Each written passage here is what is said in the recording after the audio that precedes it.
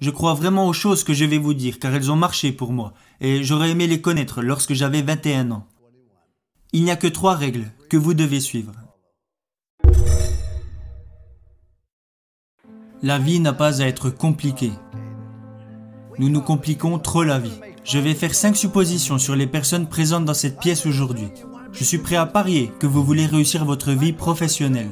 Je suis prêt à parier que vous voulez réussir votre vie personnelle. Je suis prêt à parier que vous avez besoin de vous sentir utile. Je suis prêt à parier que vous voulez vous sentir en sécurité pour votre avenir. Et le 5e point est que je suis prêt à parier que vous voulez aller au paradis.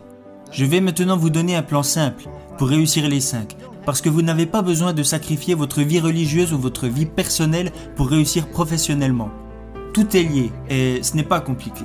J'ai toujours essayé de ne jamais me compliquer la vie. Vous rendez-vous compte qu'un arc-en-ciel comporte seulement 7 couleurs? Seulement 7. Regardez ce que Michel-Ange a réussi à faire avec ces 7 couleurs. Il existe seulement 7 notes de musique.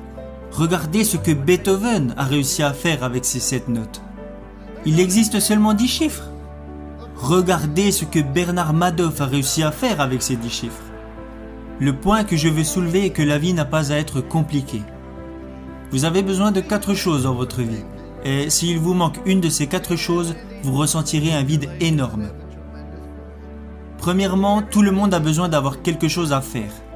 Deuxièmement, tout le monde a besoin d'avoir quelqu'un à aimer. Troisièmement, tout le monde a besoin de croire en quelque chose et dans mon cas, je crois en Jésus-Christ, notre Seigneur et notre Sauveur. Et le 4e point dont vous avez besoin dans votre vie est que vous devez avoir un but à atteindre. Que voulez-vous faire maintenant? Ayez des buts et des rêves ambitieux. Je crois que c'est absolument essentiel. Ne reproduisez pas les erreurs que j'ai commises. J'ai fait beaucoup de choses stupides dans ma vie, mais laissez-moi vous révéler la bêtise que je regrette le plus. Quand j'ai débarqué à l'université de Notre-Dame, j'ai pris l'équipe qui était au plus mal pour la mener au sommet pendant 9 années consécutives. Chose que personne n'avait réalisée avant et que personne n'a refait depuis. Nous sommes arrivés au sommet et nous y sommes restés. Voilà la chose que je regrette le plus. Vous savez, il y a un dicton qui dit « Vous progressez ou vous mourrez. Soit l'arbre grandit, soit il meurt. » Il en va de même pour votre mariage, il en va de même pour votre business ou pour vous-même en tant que personne. Et je ne dis pas ça parce que je suis vieux, même si maintenant mes bougies d'anniversaire coûtent plus cher que mon gâteau. Cela est plutôt en rapport avec les efforts que vous devez faire pour vous améliorer. Nous avons atteint le top et j'ai dit nous y sommes arrivés, restons comme ça, ne prenons plus de risques. Nous avons terminé second du championnat et tout le monde a dit que j'étais un idiot. Alors que le gars qui termine dernier au concours de médecine, lui, il l'appelle docteur. Ça me semble injuste. Quand j'ai quitté Notre-Dame, je n'aurais jamais pensé entraîner à nouveau. Où aurais-je été après Notre-Dame? Ma mère disait, quand tu quitteras Notre-Dame, tu iras directement au paradis, t'asseoir à côté du pape. Tu n'auras plus l'âge d'entraîner. Alors, je suis parti vivre dans une ville où l'âge moyen ne faisait qu'augmenter. Et là, ce que j'y ai découvert est que je n'étais pas fatigué d'entraîner. Vous devez avoir un but, un rêve à atteindre. Et même si vous avez déjà accompli de grandes choses, qu'en est-il à présent? Je vais vous dévoiler un plan simple pour réussir les 5 hypothèses que j'ai faites au début de ce discours. Je crois vraiment aux choses que je vais vous dire car elles ont marché pour moi et j'aurais aimé les connaître lorsque j'avais 21 ans. Il n'y a que 3 règles que vous devez suivre. Règle numéro 1, faites ce qui est bien. Faites le bien, évitez le mal et si vous avez un doute, regardez dans la Bible. Je ne crois pas que c'est bien de retrouver le portefeuille d'un coéquipier avant même qu'il l'ait perdu. Ça s'appelle du vol, mon garçon. Je l'ai trouvé, oui, mais il ne l'avait pas encore perdu. Faites ce qui est bien. Il n'y a jamais de bon moment pour faire de mauvaises choses. Et il n'y a jamais de mauvais moment pour faire de bonnes choses. Faites le bien et soyez honnête avec vous-même. Jeunes gens, profitez de la vie. Amusez-vous. Vous allez avoir des problèmes, vous allez rencontrer des difficultés. Ça fait partie de la vie. Ce n'est pas parce que vous êtes diplômé que vous n'aurez pas de problème. Et ne racontez pas vos problèmes à tout le monde. Savez-vous que 90% des personnes n'en ont rien à faire? Et les 10 autres pourcents sont contents que vous les ayez, alors vous feriez mieux de les garder pour vous. Vous allez avoir des problèmes, alors amusez-vous dans tout ce que vous faites. Et si vous aimez vraiment ce que vous faites, les gens prendront du plaisir à être à vos côtés. À chaque fois que je me réveillais les jours de match, je me disais « Aujourd'hui sera une journée incroyable ». Et je le pensais vraiment, car si vous aimez vraiment ce que vous faites, les gens prendront du plaisir à être à vos côtés.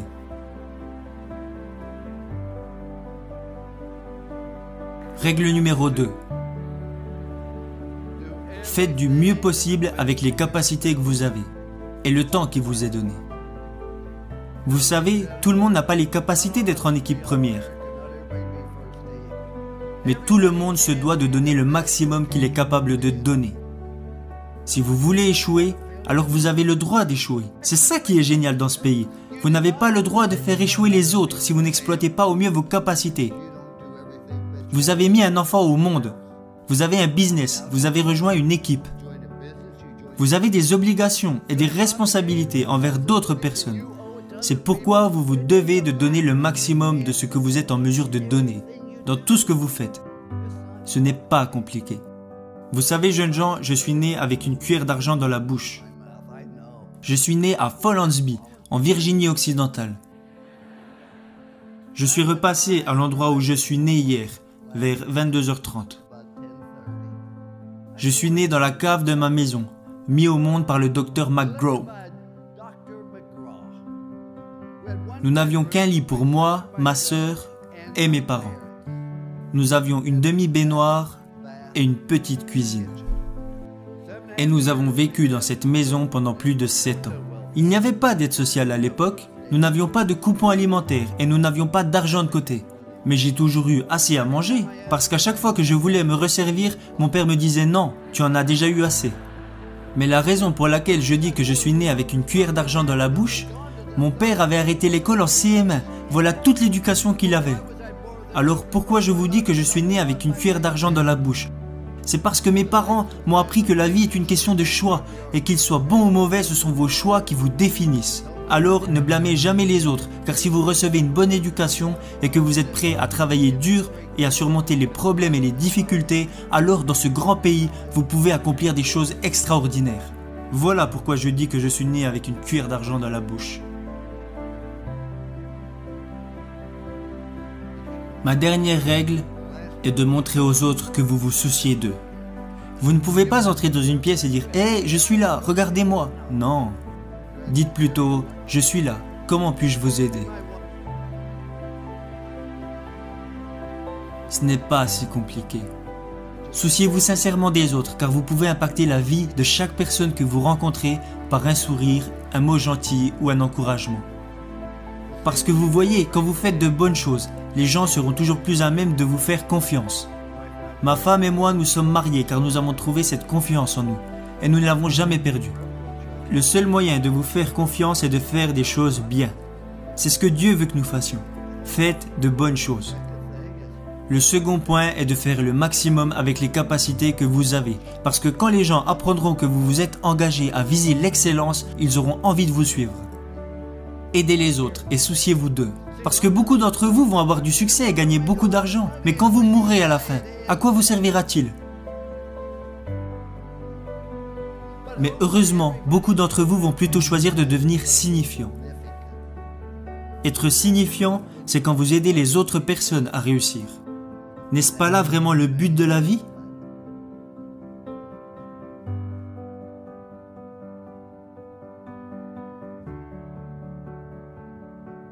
J'aurais aimé connaître ces 3 règles lorsque j'avais 21 ans, et je les utilise maintenant depuis plus de 40 ans. C'est pour cela qu'il y a une statue de moi devant l'école, même si je pense qu'ils l'ont plutôt mise là pour que les pigeons puissent se reposer. Mais si vous la regardez bien, il y a 3 mots inscrits au pied de cette statue. Confiance, engagement, amour.